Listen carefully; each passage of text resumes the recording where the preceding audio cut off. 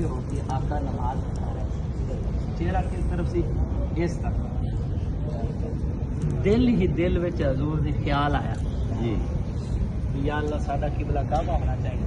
کہ حضور نے دوران نماز ہی اپنا چہرہ آسمانہ کی طرف اٹھایا، پھر نیچے پھر اٹھایا، تیسری مرتبہ فرمایا اٹھایا تو اللہ نے جبریل بھیجا، قد نرا تقلب وجهک فی السماء۔ اس جگہ دی یہ آیت نازل ہوئی۔ الحمدللہ کتنی ہماری خوش قسمتی کہ اس جگہ پہ ہم کھڑے ہو کے اس آیت کی تلاوت کر رہے ہیں۔ قد نرا تقلب وجهک فی السماء، محبوب بے شک ہم نے آپ کا چہرہ بار بار آسمانوں کی طرف اٹھتا ہوا ہم دیکھ رہے ہیں۔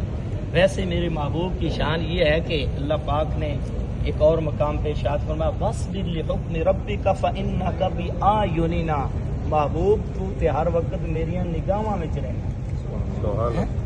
تو آقا علیہ الصلوۃ والسلام نے چہرہ اٹھایا پھر نیچے کیا، پھر اٹھایا پھر نیچے کیا، پھر اللہ تعالیٰ نے یہ آیت نازل فرمائی اور حکم فرمایا فَلَنُوَلِّيَنَّكَ قِبْلَةً تَرْضَاهَا، محبوب جس قبلے کی طرف آپ راضی ہیں، سبحان اللہ، جس قبلے کی طرف آپ راضی ہیں آپ ادھر ہی اپنا چہرہ پھیر لیجیے، جدھر آپ چہرہ پھیر لیں گے ہم ادھر ہی قبلہ بنا دیں گے۔ سبحان اللہ۔ یہ تو حضور کی مرضی تھی نا، یہ قبلہ علماء نے لکھا اگر حضور کسی اور طرف چہرہ پھیر دیتے تو کوئی اور قبلہ بن جانا۔ آقا علیہ السلام 2 فرض بڑھا چکے نے، 2 باقی ہیں اور حکم ہو گیا محبوب چہرہ پھیر لیجیے۔ اچھا ایک سوال پیدا ہوتا ہے کہ اللہ تعالیٰ نے دوران نماز ہی قبلہ چینج کرنے کا حکم کیوں دیا؟ نماز پوری ہونے کے بعد بھی ہو سکتا ہے، اور یہ حکم ہے دوسرا سپارہ وَمَا جَعَلْنَا الْقِبْلَةَ الَّتِي كُنْتَ عَلَيْهَا إِلَّا لِنَعْلَمَ مَن يَتَّبِعُ الرَّسُولَ وَمِمَّن يَنقَلِبُ عَلَىٰ عَقِبَيْهِ، محبوب ہم نے دوران نماز ہی قبلہ کیوں چینج فرمایا؟ آپ جانتے ہیں یہ کیوں چینج کیا؟ وَمَا جَعَلْنَا الْقِبْلَةَ الَّتِي كُنْتَ عَلَيْهَا، آپ جانتے ہیں کہ ہم نے یہ دوران نماز کیوں قبلہ چینج فرمایا إِلَّا لِنَعْلَمَ مَن يَتَّبِعُ الرَّسُولَ، میں یہ دکھانا چاہتا ہوں کہ کون ہے جو آنکھیں بند کر کے میرے مصطفیٰ کی پیروی کرتا ہے۔ سبحان اللہ۔ کچھ ایسی نا منافقین جو ہر بات پہ سوال کرتے، دلیل مانگتے، معجزہ طلب کرتے، جو عاشق تھے انہوں نے سوال ہی نہیں کیا، انہوں نے دیکھا حضور نے چہرہ پھیر لیا تو بس انہوں نے حضور کے پیچھے آنکھیں بند کر کے چہرہ پھیر لیا۔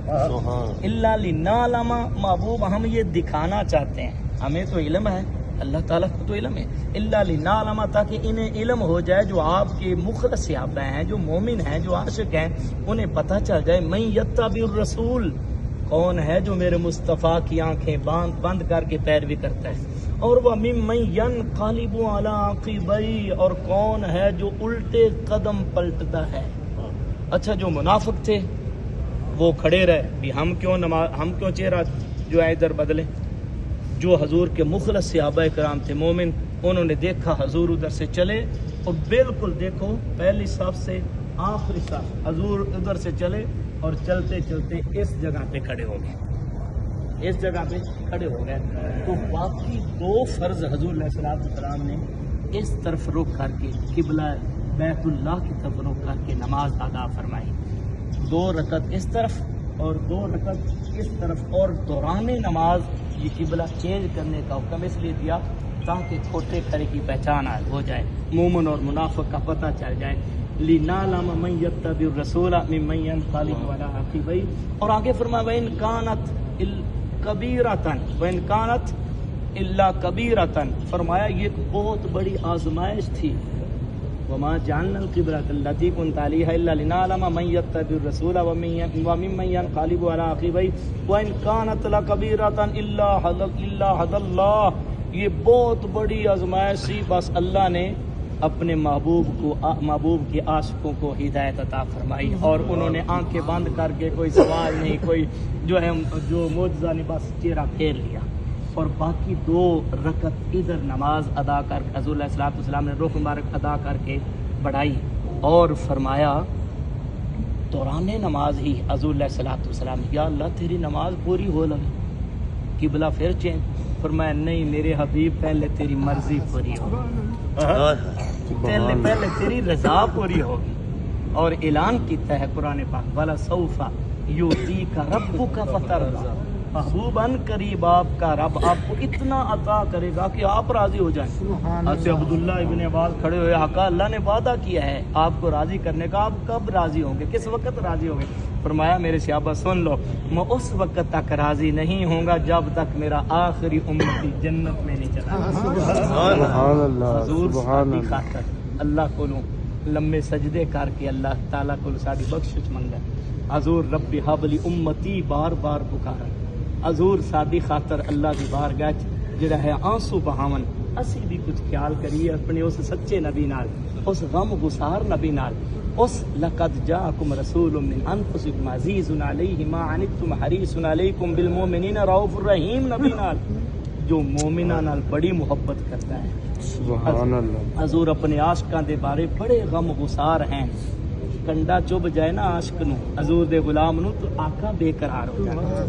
اسی بھی حضور پاک نو دکھ نہ دئیے. اسی نماز پڑھاں گے تو حضور فرماندے نے نماز میری اکھاں دی ٹھنڈک ہے. حضور فرماندے نے میرا امتی میرے تے درود و سلام پڑھدا ہے تو میں اودے تے خوش ہونا.